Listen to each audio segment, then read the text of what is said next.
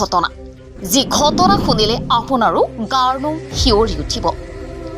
আজিৰ পৰা 10 বছৰ ধৰি সংঘটিত হৈ আহিছে এই অলৌকিক ঘটনা। এই ঘটনা অইন কোনো দেশ বা অইন কোনো ৰাজ্যৰ নহয়, আমাৰ ভাৰতবৰ্ষৰ অসমতে সংঘটিত হৈ আহিছে এই অলৌকিক ঘটনাটো। কলিয়াবৰ মিলন নগৰৰ বিদিকা দেৱী নামৰ এগৰাকী মহিলাৰ ঘৰত সংঘটিত হৈ আহিছে এই ঘটনাটো। আজিৰ পৰা প্ৰায় 10 বছৰ ধৰি মহিলাগৰাকীৰ লগত সংঘটিত হয় এই অলৌকিক ঘটনা।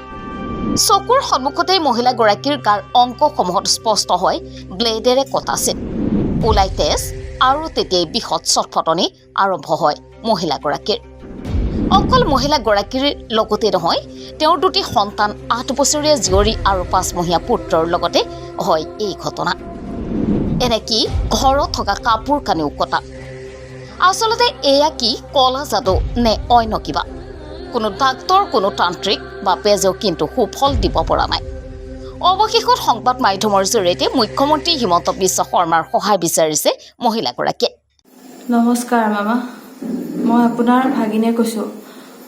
আপুনি বহুতক সহায় কৰিছে আৰু আমাকো সহায় কৰিব বুলি আশা কৰিছোঁ।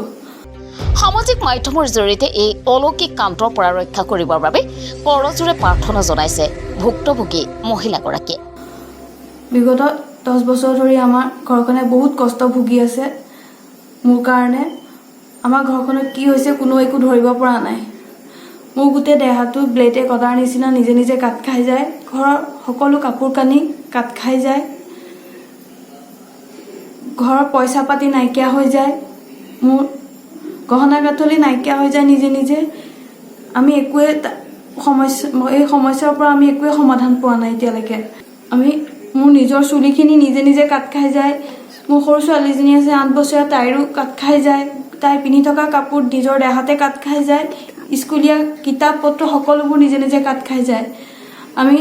এইবোৰৰ কাৰণে আমি দিল্লী, চেন্নাই, মুম্বাই সকলোবোৰ জেগাত গ'লোঁ চিকিৎসাৰ কাৰণে। চিকিৎসাত আমি একোৱে সমাধান নাপালোঁ। এতিয়া মানুহে যিখিনি কৈছে আমি বেজালি, কবিৰাজ আমি সকলোবোৰ কৰিছোঁ, তাৰ কাৰণেও আমি একো ফল পোৱা নাই। এনেকৈ আমি সকলোবোৰ ভুগি আছোঁ ঘৰখনে। আপুনি কিবা পায় যদি উপায়, তাৰ কাৰণে আপোনাৰ ওচৰত হাত জোৰ কৰি সহায় বিচাৰিছোঁ আমি। News expert, fast news.